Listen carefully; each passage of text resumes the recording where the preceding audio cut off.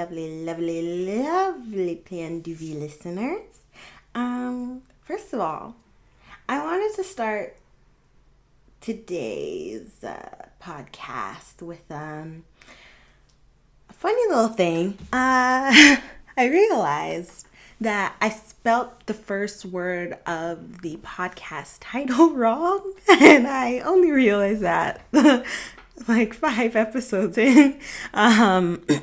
You see, I could change it, but I'm like, you know what?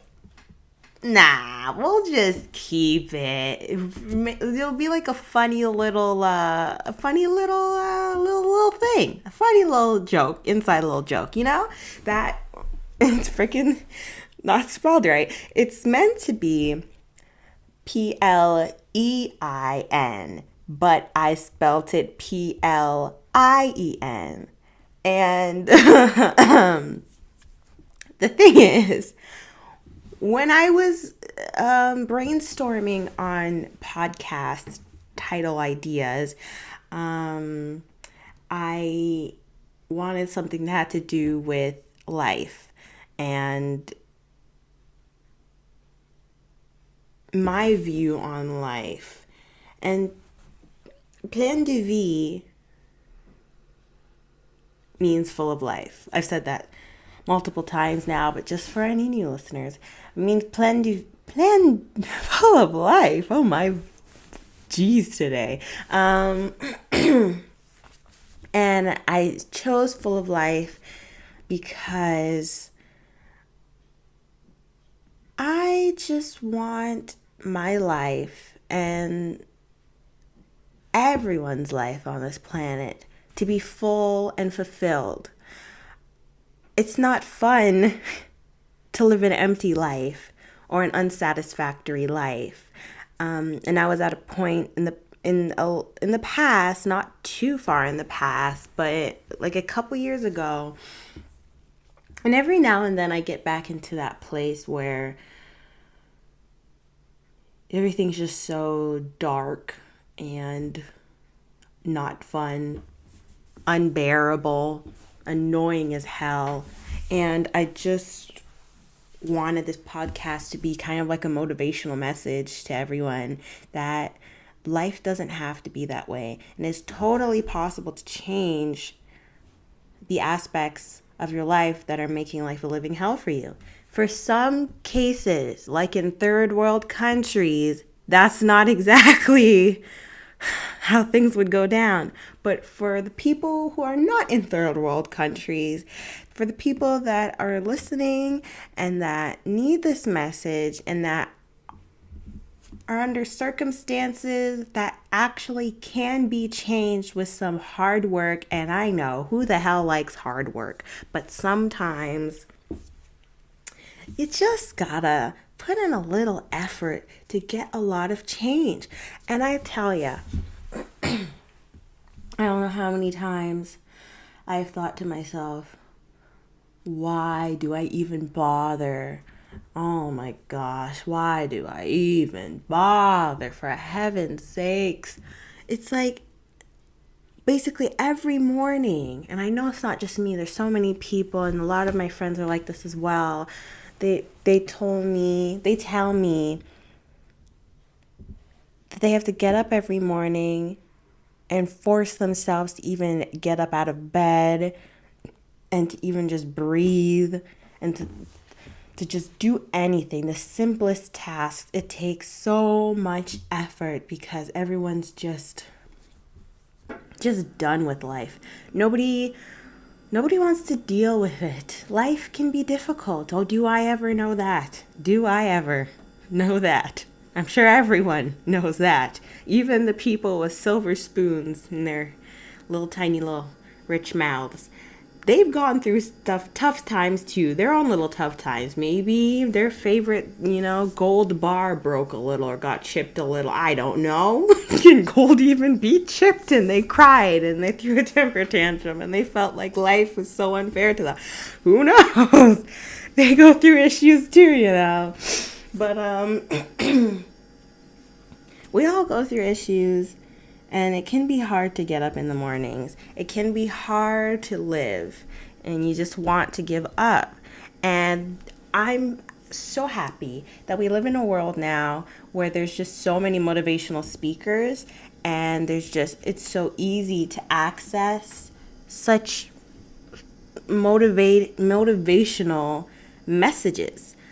It's so easy now with this special little thing called YouTube, it just makes life a little easier to bear and survive, because we are all survivors. Every day that we wake up, we make the decision to live. And for everyone who made the decision to live today, I am so very proud of you. You did well. Pat on the back. Pat on the freaking back. And for the ones that are maybe thinking, I just want to be done. Like, today's it. I'm done. All I can really say is try one more day. You never know. Tomorrow, maybe even later today, whenever this gets uploaded, I have no idea because my MacBook hates me. Something amazing might happen. Something amazing. And many people say the future, there'll be a brighter future. Some people, like me, are just too impatient to wait on the freaking future. I don't want to hear there's a bright future. I want to hear there's a bright 5 minutes from now. Like, I need right now. I am impatient. I want whatever good's going to happen in my life to come right the frig now. I don't want to wait 2 months, 1 day. No, go frig yourself. But we all need to have this little thing called patience. It's really helpful, It's really helpful. And it's free. It's free. When everything else in this world is super expensive, life is just one expensive little flip. Patience is a free little present at your door today. You could just order it online from the TV, whatever the frig, for free. Don't have to pay for shipping and handling, taxes, nothing. Free. Like, how many presents do you get for free? I know I don't get a lot for free. Gotta work for all that. Anyways, try one more day. I know I was at a point where I was like sick and tired of people telling me to try, because I felt like I've been trying. What else do you want me to do? I'm trying and nothing is happening. I'm trying and I'm trying and I'm trying. Nothing is getting better. They keep saying there's going to be a better tomorrow. There's going to be a better next year. There's going to be a better next week. I'm not here for that. I'm here for a better right the frig now. And I'm not getting a right the frig now, so I should just end it. We cannot have that mindset. And it is very difficult to get out of that mindset. But even though it is difficult, it is possible. But you gotta put in that effort. The effort is what counts. You gotta put in the effort. With depression, with anxiety, it is hard to have any sort of willpower to put in any sort of effort to do anything beneficial to your health. It is just, that's what it is. It's just, you're just done. You're like, no, thank you. But you gotta put in that effort. Once you put in that effort, it's like a whole new freaking world. I'm not saying that your days will get hella brighter with the snap of a finger. I'm saying is that everything bit by bit will improve once you start to put in effort. Bit by bit. I promise you. Once I started putting in some effort into life, I'm just seeing the results coming into fruition now. And I am so thankful.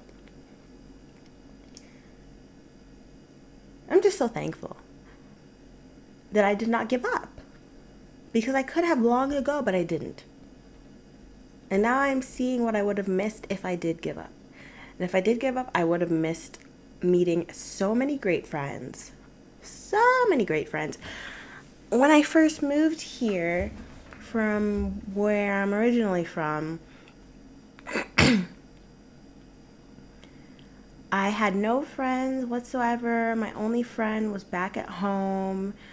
And so I was pretty freaking lonely here. I was just around a whole bunch of boring adults that I just could not, I could care less about. They just weren't interested in the same things I'm interested in. And I'm just like, I just want to have fun with kids my own age, okay? Like, I'm not here for this grown-up talk. I just want to go to an amusement park, go play mini golf or something. I'll eat some ice cream, vegan ice cream, hello.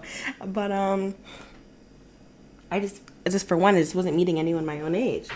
And I came from all of a sudden having a whole bunch of friends, not a whole bunch, but like having a good amount of friends around me that were my age that I could connect with. Because having friends, I don't know, during that time when I first moved here, it was just very important for me to have kids my teenagers my age to talk to, because I tried to connect with people that were younger than me and people that were older than me, and it just wasn't happening. Nobody was understanding my whims and woes. Nobody was getting it. But when I was to speak to my friend back at home, who's only 1 year younger than me, we're all in the same age group, she understands. And so I needed somebody that was in my age group to understand what I'm going through, because the only people around me were adults that have been through life, and they're all about, retiring and just chillaxing. And I'm like, I like to chillax, but more so I like to go on adventures. I love going on adventures. I just want to do everything. I wanted to explore this new place I moved to, and everyone else just wanted to sit at home and watch TV. And I'm like, this is not the life right now. I'm not about sitting at home watching TV and drinking tea all damn day. I only do that when I have absolutely nothing else to do, and I'd really rather be outside doing stuff. If I could, I would be outside doing stuff every day, but I'm working on that. I am working on that. So I have no excuses to stop myself from not bloody going outside and doing something. I am working on it right now. But at that time, I had nobody to tell me what goes on here, where to go. I didn't know where anything was. I was just Google mapping everything. And I don't really care too much for technology. But like if I'm going somewhere new, I just like to I just want to hang out with everyone around me, and I just want to rely on the people around me. Like, I prefer people over technology. Like, sorry for that. And I just don't, you can't really trust everything on the internet, because the bus service here, if you look at the schedule online, it is wrong. It is just wrong. It tells you the wrong bus time, so you always miss your damn bus, or you're too early by like an hour, and you're outside in the freaking cold freezing your booty off, which I've done multiple times because the bus schedule is wrong. You have to look at the bus schedule, and the thing is that not all the buses have a schedule out by the bus stop. So sometimes you're just going to stand out there for quite a while and cry, waiting for the bus to show up.